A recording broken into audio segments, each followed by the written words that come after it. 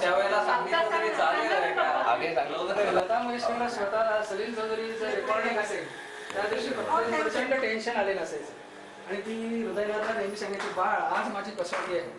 कारण सलील चौधरींनी असा प्रणच केला होता की एक दिवस मी अशी चाल शोधेन की जी लताला म्हणता येणार नाही.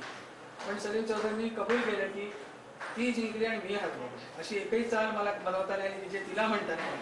आणि ह्या गाण्याचं तिने जे ध्रुपद सुरू केले एका श्वासात पूर्ण ती करते. हे जे तिचं वैशिष्ट्य आहे. आणि सलील चौधरीच्या चाली पण एकला अनवट आहेत अतिशय साध्या सोप्या नाही. त्या ऐकताना आपल्याला फारच सोपे वाटतात पण म्हणताना मात्र फार कठीण. हे गाणं जरूर आहे का आणि तुझा श्वासात म्हटलं पहिली